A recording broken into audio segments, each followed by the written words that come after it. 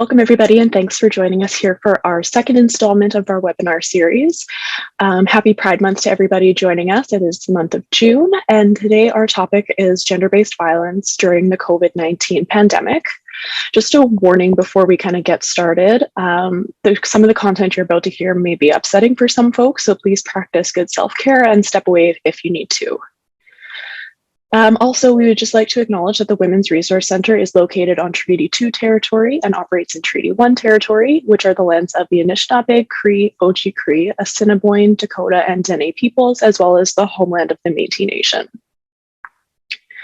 So I find a good place to start is always around maybe some definitions. So let's talk about what we mean by gender-based violence, because it is a really broad category. It can mean a lot of different things, but for us, this was a deliberate choice to use the term gender-based violence rather than more specific terms like domestic violence, intimate partner violence, or sexual violence.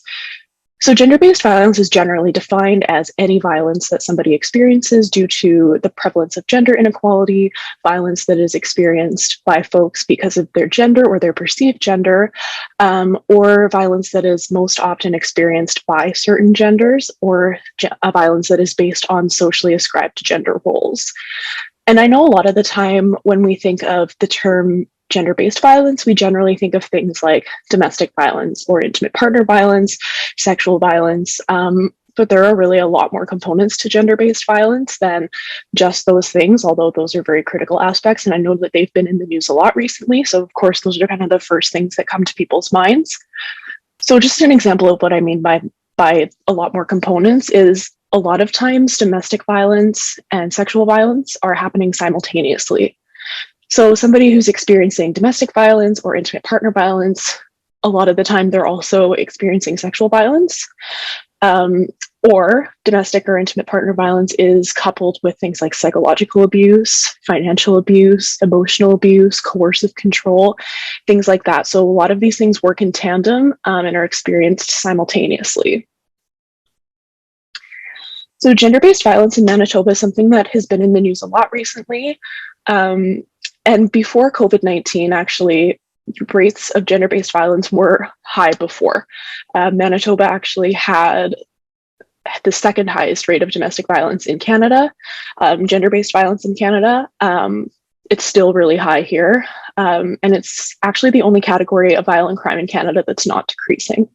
It's been estimated by the likes of the World Health Organization, Statistics Canada, that 1 in 3 women worldwide will experience gender-based or sexual violence during their lifetimes. However, it's important to note that statistics like this are based on reported instances of gender-based violence. And we know that crimes of gender-based violence are vastly underreported. They're the most underreported category of crime. So it's likely that the numbers that we're seeing regarding the incidences of gender-based violence are going to be a lot more than what the numbers would lead you to believe. So according to Statistics Canada as well, approximately every 6 days, a woman in Canada is murdered by her intimate partner. Again, a really startling statistic that just really underscores how pervasive gender-based violence is. Yeah, and while cisgender women are at high risk for experiencing gender-based violence and experience gender-based violence frequently, there are also other groups in Canada that experience high rates of gender-based violence. So for example, Indigenous women and girls experience gender-based violence at a rate of approximately twice that of non-Indigenous women, as well as 2S LGBTQ+ folks experience high rates of gender-based violence as well.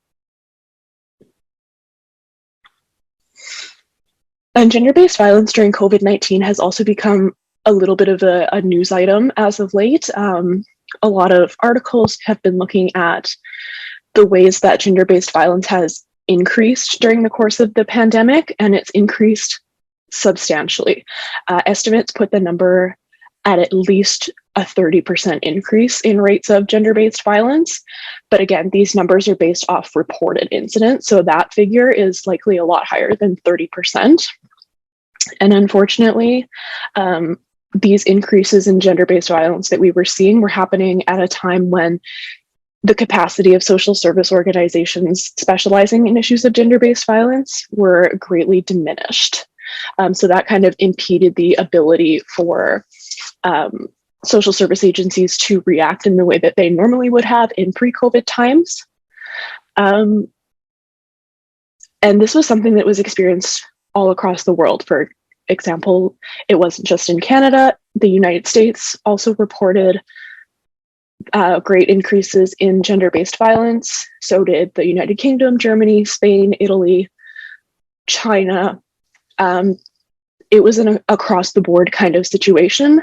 However, the experiences of social service organizations when dealing with these elevated rates of gender-based violence really tended to differ. So some centers saw a huge spike in calls for service, like levels that they weren't even able to keep up with, while others seemed to see a huge drop in the numbers of service requests that they were getting. And the agencies that did see that drop knew pretty much right off the bat that it wasn't because there was a decrease in the rates of gender-based violence that were happening, because they knew that the rates were increasing just from anecdotal evidence.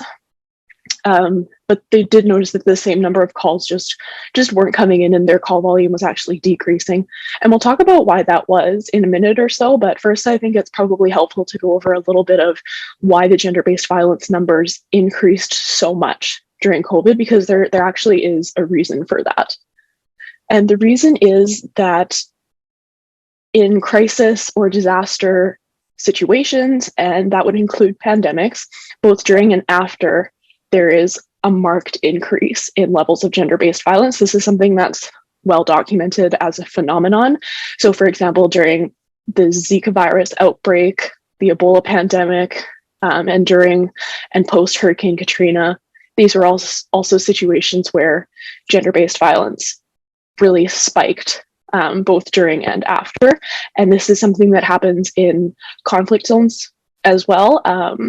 Gender-based violence is endemic in situations of conflict as well, unfortunately. And in situations of crisis or disaster, when gender-based violence increases, it usually increases by about 30 to 50% is the general estimate. And again, that's based on reported instances of gender-based violence, making that 30 to 50% rate likely a conservative estimate. And many people seemed kind of surprised that there was what seemed to be quite a sudden increase in gender-based violence over the course of COVID-19. But unfortunately, this kind of heightened level of gender-based violence that we were seeing is a consistent and predictable effect of crises. There's quite a substantial academic literature that speaks to this, especially within the context of disasters like Hurricane Katrina, and also in the context of sexual violence and conflict and gender-based violence and conflict.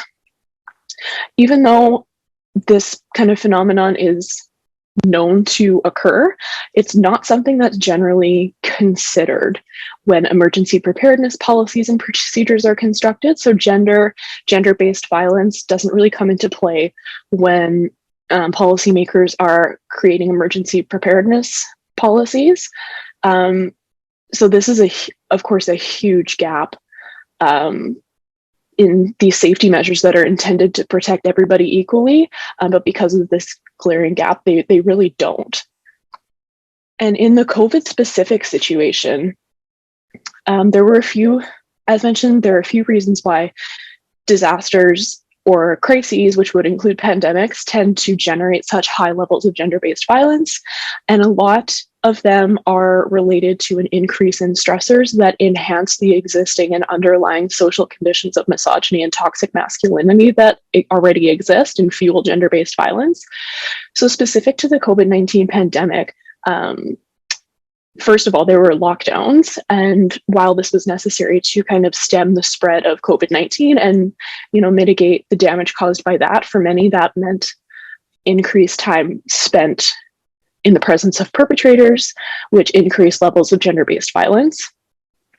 COVID-19 lockdowns also meant job loss and financial insecurity for many, many folks. People were losing their jobs and having to rely on savings.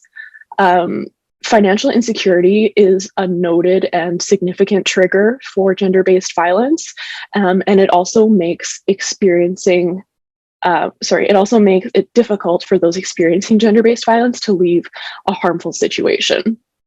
Some other factors that likely contributed to this kind of elevated level of gender-based violence is reduced housing security and reduced food security, shuttered childcare facilities, again, increased exposure to perpetrators. These conditions kind of created a perfect storm, for lack of a better term, that really exacerbated the underlying social conditions of misogyny and toxic masculinity that really perpetuate issues of gender-based violence in the first place. And while all of these factors were coming together to create this situation where gender-based violence levels were elevated so greatly, social service agencies that specialized in issues of gender-based violence were often greatly reduced in their capacity to meet the needs that they were seeing in their communities. That could have been due to, the restrictions in their region. It could be that they were unable to be open at all, or it could have been due to the fact that many social service agencies had their resources redirected to COVID mitigation strategies. So being centers that would hand out PPE, centers that would do testing or would turn into vaccine facilities. When the vaccine became available, those additional COVID-related duties either replaced the work that centers were doing around gender-based violence, or they added on to the work that centers were already doing and further reduced the any capacity that they did have. Another factor that really we saw a lot during the COVID-19 pandemic and this spike in gender-based violence was that many people who may have been in need of services for gender-based violence were unaware of what was open and what was not because of the restrictions. It was kind of difficult for folks to tell, and websites weren't necessarily updated right away, and a lot of times it just might not have been safe for folks to call and check if perpetrators were having to be home due to lockdowns. It might not have been safe for people in need to phone and check if an organization was open. And another huge problem was that for many organizations who did see this astronomical increase in the calls that they were receiving, the funding did not appear that would allow those organizations to meet the needs in their communities that they were seeing. So there was a huge demand for services, but no extra funding whatsoever to kind of help people meet those needs. So something that comes up a lot is, why wouldn't somebody report a situation of domestic violence, of gender-based violence? And there are quite frankly a lot of reasons why folks may not report, and why some do. It's very dependent on the situation, and COVID-19 really added another layer that complicated things for a lot of folks. So as I kind of briefly touched on a minute ago, in a lot of situations, it was very unsafe for folks to call organizations for help if the perpetrator was around due to lockdown measures, and having to either work from home or if it's a job loss situation. Again, people are super unsure, even in non-COVID times, about what options are available. A lot of them aren't very well advertised. A lot of things aren't updated regularly. Many people were, especially at the very beginning of the pandemic, very, very fearful of contracting COVID in a shelter or in a social service setting that might have been a little bit more crowded, even in light of the restrictions that many places had in place. And actually, in a lot of places, perpetrators of gender-based violence would use COVID as a fear tactic to prevent survivors from seeking help.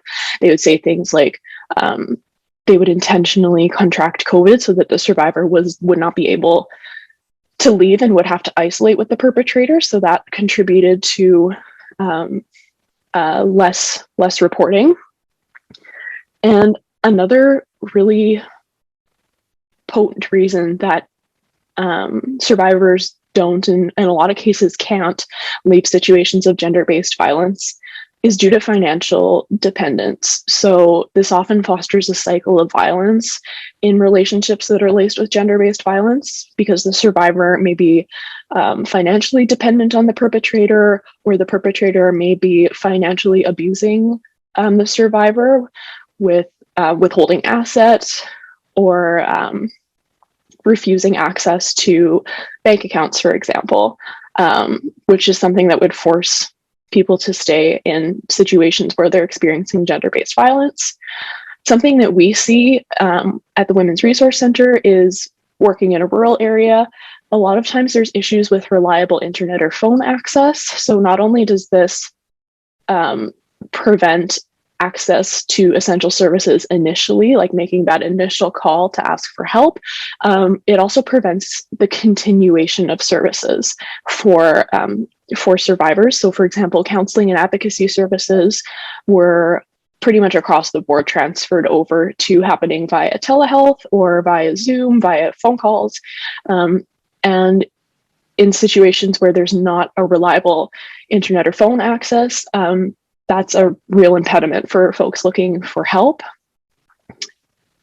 And another thing that really impacts people's ability to report, or their decision whether or not they're going to report, is that folks know that there's a general lack of safe spaces for women experiencing gender-based violence. There are even fewer that are low barrier, that can accommodate children or pets. And in general, resources of that type are just few and far between, and especially in rural settings, they're just really not very accessible.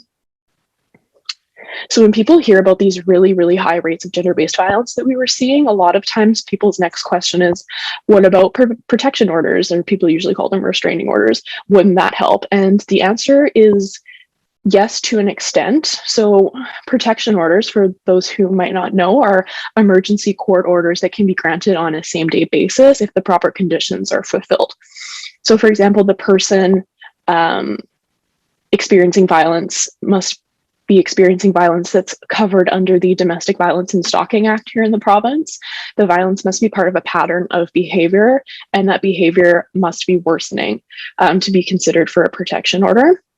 So protection orders don't necessarily cover all aspects of gender-based violence. They cover what's in the Domestic Violence and Stalking Act. So things like sexual violence or things like that aren't at all going to be covered under protection orders. And they are useful in emergent situations for folks experiencing domestic violence and stalking. But we always like to tell people that protection orders are part of a larger safety plan. So it's good to have that protection order, kind of in your back pocket as a safety measure, but it's only part of what a larger safety plan would include, and making sure that all of the pieces are in place are super important. And a protection order is not going to be the only thing that's going to help somebody who's in a situation where they're experiencing domestic violence or gender-based violence. And we also tell people that ultimately a protection order is only effective as the enforcement measures that can help if somebody has violated that order. So making sure that courts and law enforcement are aware of the dynamics of gender-based violence is super, super critical to ensuring that protection orders are enforced properly and can be to the greatest benefit of the people who need them. So as you probably kind of gathered by this point, social service organizations were greatly, greatly impacted by COVID-19. It's led to a lot of burnout in the social service industry. So whether it's gender-based violence shelters or places that offer counseling services or referrals or advocacy services, kind of no matter what the gender-based violence service was, everybody was stretched to their limits and beyond. The lack of funding that was made available also did not help at all, as it resulted in a lot of situations where women and children had to be turned away from receiving services, or they were in situations where they were waiting a long, long time for spots to become available. Centers had to reduce their capacity or limit their capacity for certain services due to COVID restrictions, which further put a strain on things.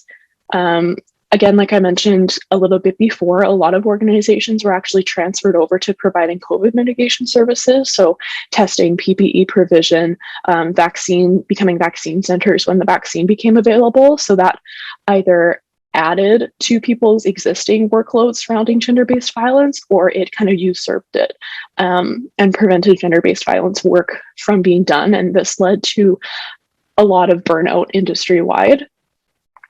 And we experienced a lot of these things ourselves at the Women's Resource Center. So prior to the pandemic, we rarely had a waitlist for our services. But at one time during the pandemic, our waitlist was over 50 people long, 50 women and children needing counseling services and advocacy services and safe places and drop-in services that we just weren't able to provide. This is something that was quite unprecedented for us, as our waitlist had never really reached double digits before in our over 30-year history of the center. It was something that we had really never encountered before as an issue. And in our case, this led to a lot of people either being completely unable to access services, as we're the only no-cost gender-based violence counseling center in Brandon and serving the surrounding area, or again to situations where people were waiting months and months for a spot to become available, which is also a dangerous situation and one that we had tried to prevent as best we could. So as soon as we would work through our existing wait list and start to pare it down and get folks in and fill spots, when they came available, the numbers would only rise back up again as there another wave of COVID kind of came around that caused people to stay home, and then again increased rates of gender-based violence, and then our waitlist would grow again. But since then, we've had the really good luck to have been able to hire more counselors and advocates to help us meet the needs that we're still seeing. So those kind of calls for services haven't necessarily decreased since the end of the end of restrictions really in this province, as the pandemic is still very much going on. But we're still seeing that really great need. But luckily, we've been able to hire more counselors and advocates to help us meet that need. And while that's great, that funding only kind of became available rather recently, as opposed to when it was very sorely needed during the first and second and third waves of COVID. So another question that we get is folks saying, okay, well, given all of those things, what's the solution? And there are a few. There are some short-term, intermediate-term, and long-term solutions that would help prevent this situation from occurring again, were there to be another situation where gender-based violence has greatly increased and the capacity for service provision just isn't there. So a short-term remedy and something that could be done immediately is increasing funding for social service agencies that are specializing in issues of gender-based violence. That's critical. We have a very hard time, of course, doing anything without the proper funds to pay our staff, to increase our staff to meet the need that we're seeing. So increased funding is critical and it's always needed. Another thing that is critical to kind of not only addressing the increased rates of gender-based violence, but helping to break down the stigma surrounding gender-based violence is increased media coverage of it. And even in the absence of a major incident, it's important to talk about gender-based violence on a consistent and regular basis. That helps break down the stigma that surrounds gender-based violence. It encourages more folks to report gender-based violence if they experience it. And it also helps folks to know what resources are available in their community and how to access those resources. And in terms of intermediate term remedies, ensuring that there's reliable internet and phone access is so critical, especially since telehealth is something that's going to be sticking around even after COVID's long gone. And in rural areas like the ones we operate in, reliable phone and internet service isn't really a thing. Sometimes it's good, sometimes it's not. Some people have it, some people don't. And in a lot of cases, it's cost prohibitive. It's very expensive, and folks don't have it for that reason a lot of times. So ensuring that people are not only able to make that first call for help, but that they're also able to continue to receive services like counseling and advocacy via virtual means is going to be crucial to ensuring that gender-based violence services are strengthened and that we're able to avoid a situation where needs are not being met because of an increase in violence, but not a corresponding increase in capacity of organizations. And again, strengthening or creating physical and social support infrastructure. So making sure that roads are good so that people can get into the centers that do exist, making sure that public transportation is consistent and reliable and decent so that people can get where they need to go to get the help that they need, creating more shelters and safe spaces in areas where there are those gaps where some may not exist, and strengthening the ones that do exist where they already are. And in terms of long-term remedies, something that would really be useful is using a gender-based lens when looking at emergency preparedness, altering existing emergency preparedness and disaster procedures, or when creating new ones. A lot of times, as I had mentioned kind of at the beginning, gender and gender-based violence are not considered when policymakers are crafting emergency preparedness and disaster procedures, even though it's a known phenomenon that gender-based violence greatly increases in times of crisis or disaster. So that's a really big glaring gap that really needs to be filled. Using a gender-based lens also when crafting social safety nets, so ensuring that there's adequate childcare, that folks are able to be financially independent, to prevent that financial dependence from impeding someone's ability to leave a situation of gender-based violence, and ensuring that services are funded enough for the needs of their communities to be met. And one of the biggest things that is a really good long-term and ongoing remedy to working to address gender-based violence is education. And I know it sounds so simple, education, but in a lot of situations, there is still a stigma around gender-based violence. Many communities just don't want to talk about it or acknowledge that it's a problem. Not only that, but education on gender-based violence could include things like making sure that people know where to find services, making sure people know what services are available, how to get there, kind of what things they need to bring with them if they're looking for specific things. So not only educating people on the dynamics of gender-based violence and how it works and how they can be active in preventing it when they see it, but kind of how people can access services when they need them, where to find them, all of that kind of stuff. And so just to end off, I'm going to leave our contact information here. We're at 729 Princess Avenue in Brandon. We can be reached by phone or email. And I've also left my personal contact information here as well. If anybody has any questions, I can be reached by phone or email anytime. And I'd like to thank everybody for joining us today and joining us for our second installment of our webinar series.